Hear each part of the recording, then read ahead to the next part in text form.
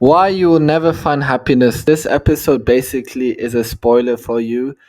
You will never find the happiness, at least the happiness that you are currently looking at. And I certainly hope that it does not fall into some of these values, which I will explain shortly. But let me elaborate for this specific YouTube video what happiness is, or what it, at least to a degree, should be. So, what is happiness? So, it is absolutely important to understand the definition of happiness. Unfortunately, in most modern concepts, happiness has been misconceptualized, at least to a degree where people don't really understand what happiness, one, what happiness is, and two, how to achieve that kind of happiness what they're looking at. So what happiness is it's not a temporarily pleasure. So what do I mean by that? Anything what currently makes you happy, such as, I don't know, a nice movie or a nice meal, or a massage, or a good football game, some entertainment, that kind of happiness I personally regard it as a reward mechanism. Of obviously, in terms of your biology, those stuff make you feel happy, but it is at its core not what happiness is actually about. Obviously, when you're a kid, those are the type of experiences that you went through. These kind of stuff fundamentally shape your happiness, your creativity, your ability to do through dopamine rewards to achieve and to drive again for the stuff that you are doing currently as a kid. So you chase hedonistic values. So hedonistic values are basically any types of distraction, temporarily satisfaction, any type of values or things, as I mentioned before, that make you temporarily happy. And in most cases, it is unfortunately that in this reality that many people are actually after that. They are after the dopamine spikes. They're after the temporarily dopamine happiness, but truly happiness, that is actually what it shouldn't be. It should actually be the quite the opposite. It is a long-term progress of the pursuit of something. So I like to call it that happiness is the pursuit of wisdom. Whatever it may be for you, life is basically an adventure. It is the journey that actually essentially unfolds the happiness that you find. So whatever it is that you're after, whatever your life is essentially destined to go through, happiness is found throughout that journey, and it unfolds itself throughout that specific adventure that you go through. So, whatever it may be, whether you're after family, whether you're having kids, or whether it's career, whatever you feel like your personal life is destined to, that is what happiness should unfold as itself towards you.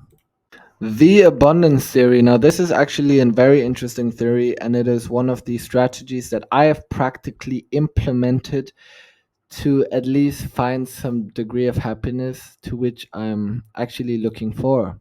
So, the abundance theory is the following: it basically means having less of something would, at its essence, mean more of the stuff that you're having abundant of. So, for example, if you're having less of a meal, if you're having something not having something that you really want, your psychology is that way programmed for you to crave after it even more.